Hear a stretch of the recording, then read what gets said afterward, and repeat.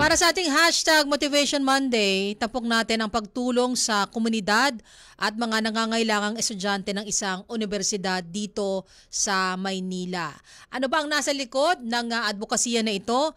Makakasama natin ang tagapangulo ng Manila Central University, si Dr. Renato Tanchoco Jr. Magandang araw po, Dr. Tanchoco. Welcome dito sa Otro 5 at dito sa Radyo Pilipinas. Magandang hapon din, Shed. Maraming salamat. Opo, kasi nga po nabalitaan namin itong inyong mga ginagawa sa ating mga kababayan at nakita po namin na magandang pag-usapan.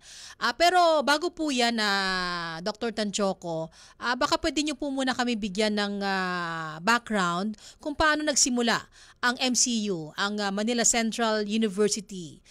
Can you share your humble beginning, sir? Opo. Ang Manila Central University nag-umpisa noong 1904 as a review center. So this year po mag-120 anniversary na po tayo. Nag-start po to sa isang review center para po sa mga Filipino. It is the first pharmacy school run by Filipinos. So kinikater po nila yung mga Filipino na talagang may kakulangan sa kanilang tuition, tinutulungan nila mga estudyante. Hanggang ito ay maging College of Pharmacy in 1915, tapos naging College of Pharmacy and Dentistry in 1929, hanggang naging Manila Central University sa noong 1948. At ang MCU po, ang ating courses po dito ay health science, tulad ng medicine, dentistry, optometry, PT, medtech, pharmacy, at marami pa po. So doon po tayo nag-umpisa. Ito po ay advokasya ng ating unang presidente, si Filemon, na si Filemon po mismo ay isang bata na yung tatay niya namatay siya 2 taon lang at tumutulong siya sa pagbebenta ng mga gamit sa nanay niya sa palengke. Siya ay nag-aral sa pagsisikap sa sarili niya hanggang siya ay naging part ng institution. So ito ang naging motivation ni Filemon at maging ang MCU para itaguyod ang edukasyon para sa ikabubuti ng buhay ng tao. So doon po nag-umpisa ang Manila State University. Yun po, nasa isang siglo na rin pala kayo, 1904, kayo itinatag. Kaya this year, kayo ay magdiriwang din ng inyong 100th year founding anniversary. 120 po. 120 years. Grabe, ang tagal na. Alam nga po natin na ang MCU ay isang private institution. Meron po ba kayong mga programa na iniaalok para matulungan yung mga kwalipikadong mga mag-aaral na makapagtapos ng kanilang pag-aaral, like mga scholarship? Opo, meron po tayong scholarship, presidential scholarship. Ito ay sa mga academic scholars, sa mga matataas sa grado na kukuha na binibigay ng university. Meron din tayong needs-based support sa mga estudyante naman na mga financially napakulangan na tinutulungan din natin. Meron din po tayong mga ibinibigay na discounts sa mga tulad ng mga sports athletes, sa mga ibang programs ng university. At meron din po tayong support na sinusulisit sa alumni, maging sa ating mga partner institutions na tumutulong sa pag-aaral sa mga estudyante na mahusay at may kakulangan sa financial.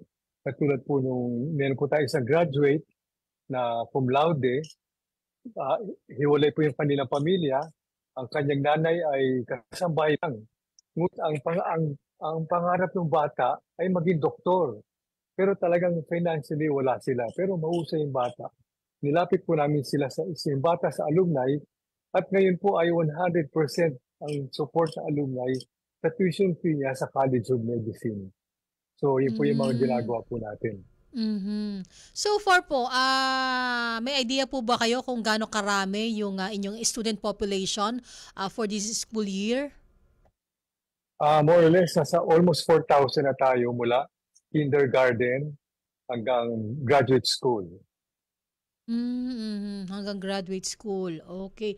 So, bukod Opo. po sa pagtulong ng MCU sa mga kwalipikadong estudyante, meron din kayong mga ilang inisyatibo para sa mga komunidad. Puwede niyo naman pong, ibahagi sa amin sir kung, ano-ano po yung inyong, mga, aktibidad na ginagawa? Opo. Meron po kaming 7 adopted communities dito po sa paligid ng Caloocan at sa Malabon. So ang ginagawa po namin ay meron kaming outreach program, mostly medical programs. Kamukha nga itong December, no 119th Foundation ng University, nagkaroon kami ng medical mission sa Malabon, sa community, sinaservisyohan namin. At ang pagsiservice ito ay lahat ng colleges kasama doon. Maging medicine, dentistry, optometry, pharmacy, medtech. So sabay-sabay po lahat yun. So holistic po ang approach natin sa community. Maging dito sa paligid sa Caloocan, meron tayong mga adapted community. At meron din po tayong kasama, yung nakikita nyo sa picture, na katay-up na Taiwanese organization na sa Mandaluyong na tumutulong din tayo sa kanila sa community outreach nila. At yung mga suporta din ang gagaling sa mga corporate partners natin na sumusuport sa pagbibigay ng medicine at tayo naman po ang manpower na nagpo-provide sa mga ganitong gawain. So ganun po yung ginagawa natin. Mhm. Pero yung sa community po natin, meron po tayong whole week outreach program sa Malabon, Monday to Friday, every week po yun, whole year round. Ayun.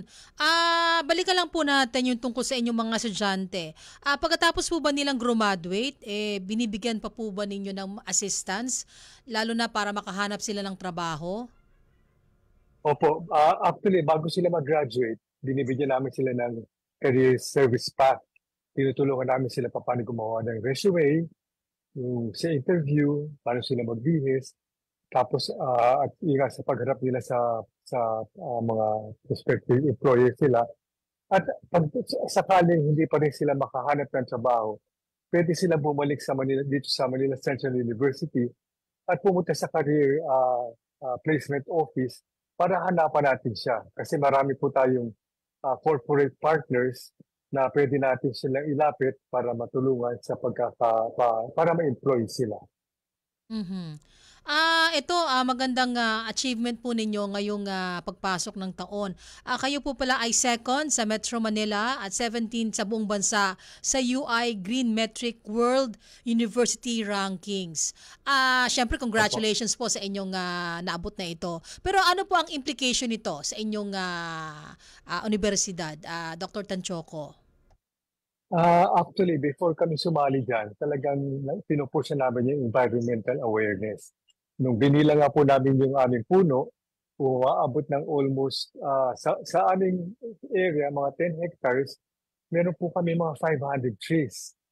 Meron kami sewage treatment plant, mag-i-engage na rin po tayo sa solar energy, at marami po tayong waste management.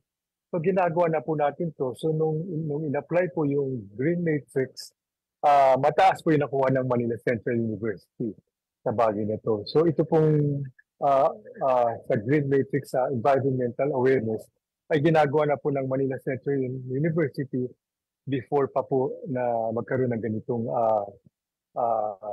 ganito pong Green Matrix ano po uh, itong ano po na to. Parang competitiveness ranking.